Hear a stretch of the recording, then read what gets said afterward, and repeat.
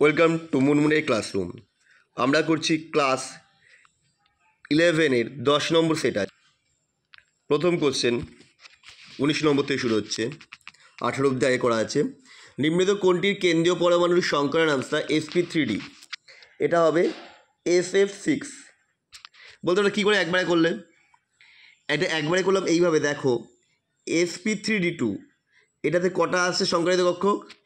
1 আর 3 4 আর 2 6। এটাই কটা আছে? 5টা পরমাণু। এটাই কটা আছে? 5টা। 5টা হচ্ছে 4টে, মানে কেন্দ্রীয় পরমাণু বাদে হচ্ছে 4টে। এটা আছে 5টা। এটাতেই আছে কেন্দ্রীয় পরমাণু বাদে 6টা। তাহলে এটা এটা এমনি হয়ে যাচ্ছে। তাছাড়া তোমরা সংকরণ বের করেও করতে পারো। কি বলেছে? M1 ও M2 আণবিক ভর বিশিষ্ট দুটি গ্যাসে T1 T2 তাপমাত্রায় প্রদত্ত ম্যাক্সওয়েল চিত্র dN/n বনাম CL লেখচিত্রটির ক্ষেত্রে কোনগুলো সঠিক? দেখো হামটা বেশি হচ্ছে M1, তাহলে M1 হচ্ছে greater than M2, option A সঠিক। আর উষ্ণতা যদি দেখি T1 থেকে T2টা বেশি হবে, অর্থাৎ 4 নম্বরটা সঠিক। হবে 1 এবং 4। 1 ও 4 হচ্ছে অপশান সি। পরের কোশ্চেন দেখো, A B C ও D এর মানগুলো বলে দিয়েছে। কোন গ্যাসকে সহজে তরলে পরিণত করা যায়? যার এর মান বেশি তাকে সহজে তরলে পরিণত অপশান ডি। এর মান বেশি তাই সহজে তরলে পরিণত করা যাবে। ফার্স্টে ডিকে করা যাবে, তারপর একে, তারপর বিকে, লাস্টে সিকে। 22টা দেহকেন্দ্রিক ঘনকাকার কোষের ল্যাটিস স্ববর্গীয় সংখ্যা 8। অবশ্যই দেহকেন্দ্রিক ঘনকাকার কোষের ল্যাটিসে পরমাণুগুলির ঘনকাকার ফাঁকগুলো, এটা ভুল, অর্থাৎ এখানে হচ্ছে এ সঠিক কিন্তু আর ভুল। বিবৃতি 1, ফ্র্যাঙ্কেল ত্রুটি হলো একই সঙ্গে শূন্যতাজনিত ও অন্তঃস্থানিক ত্রুটি। অবশ্যই বিবৃতি ফ্র্যাঙ্কেল ত্রুটিতে এফ কেন্দ্রের উপস্থিতির জন্য আয়নগুলি কঠিন হলে এটা ভুল। তার মানে এখানে হচ্ছে 1 সত্য, 2 মিথ্যা, অপশান বি। তো নেক্সট প্রবলেম, পরেরটা কী বলছে? LiF জলে আংশিক দাব্য, সত্য। LiF এর ল্যাটিস এনথালপির মান হাইড্রোজেন এনথালপির তুলনায় বেশি, সেই জন্য তো আংশিক দাব্য। তার মানে এটা হচ্ছে এ আর ওয়াই সঠিক এবং আর হলো এর সঠিক ব্যাখ্যা। আচ্ছা, BH2-তে দুটি BH পরমাণুর মধ্যে গঠিত বন্ধন হলো, এটা ব্যারানা বন্ড হয়। 3 centred 2 electron hydrogen bridge bond, that is option C. 3 centred 2 electron hydrogen সেতু বন্ধন, এটা ব্যানানা বন্ডটা তোমরা একটু দেখে নিও, এতে কোশ্চেন আসছে।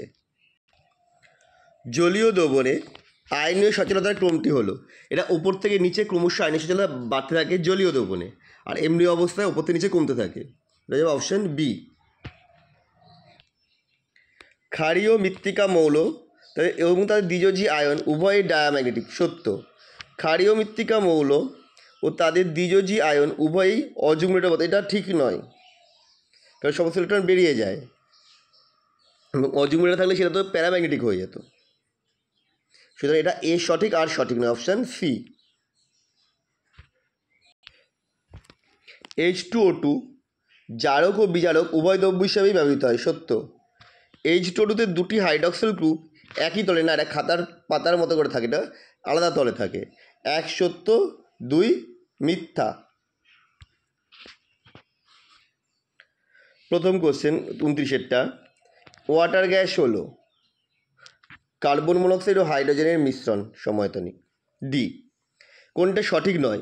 GOH2 ও মুখী, GCl4-এর তুলনায় GCl2 অধিক দাব্য, মানে এ দুটো ঠিক। SiO2-র তুলনায় GO2 আম্লিক, অধিক আম্লিক, এইটা ভুল, মানে আমাদের অ্যান্সার হবে অপশান সি।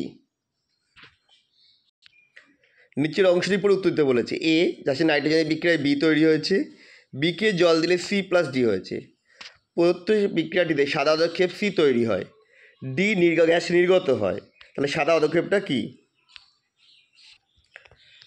যে সাদা পদক্ষেপ তৈরি হয়েছিল সেটা আবার NaOH দাব্য, তার মানে এ হচ্ছে অ্যালুমিনিয়াম। আর তারপর হচ্ছে অ্যালুমিনিয়াম নাইট্রাইট বীজগোটা, তারপরে সেটাতে তৈরি হয়েছিল অ্যালুমিনিয়াম হাইড্রক্সাইড আর অ্যামোনিয়া। অ্যালুমিনিয়াম হাইড্রক্সাইড আবার NaOH দাব্য সোডিয়াম অ্যালুমিনেট তৈরি করেছিল। গ্রুপ 13 মৌলিক গণনাঙ্কের সঠিক ক্রম, বোরন থেকে aluminium, thallium, indium, gallium. Option A, ওপর থেকে নিচে ক্রমশ কমছে। আচ্ছা, এবার স্তম্ভ মেলানো আছে। নিম্ন জারণ স্তর +1 সব থেকে বেশি স্থায়ী, গ্রুপের নিচের দিকে হবে, তার মানে এটা থ্যালিয়াম হবে। অনাদ্র অবস্থায় সমযোজী যৌগ করে গ্যালিয়াম ক্লোরাইড 1B2D, 1B2D মানে অপশান ডি। ফলে সেক্ষেত্রে আমার বাকিগুলো আর দরকার নেই। আর আমরা তো জানি হবে থার্মিট বিক্রিয়া কে করে, অ্যালুমিনিয়াম অংশগ্রহণ করে, আর ডাইমার রূপ অবস্থান করে BH3 B2H6 হিসাবে থাকে। হয়ে গেল এটা। 35-এরটা এ, এই 35-এ বলছি 34-এরটা এ, বোরন BF6 তৈরি করতে পারে না। অবশ্যই পারে না, এটা সঠিক, কারণ বি এর আকার খুব ছোট, ফাঁকার দ্বিকক্ষক নেই, এই কারণে তো আর যোজ্যতা বৃদ্ধি করতে পারছে না, ওই জন্যই BF6 তৈরি হয় না। তার মানে এ ও আর উভয়ই সঠিক এবং এ আর হলো এর সঠিক ব্যাখ্যা।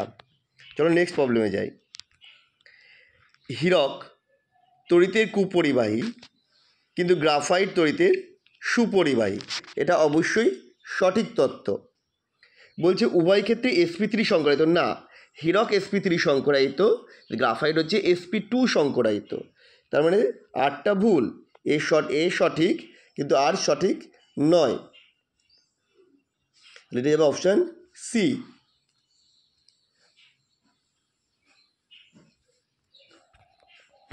তাহলে আমাদের ভিডিওটা তোমাদের কেমন লাগলো অবশ্যই কমেন্ট করে জানিও। আবার দেখা হবে নেক্সট ভিডিওতে।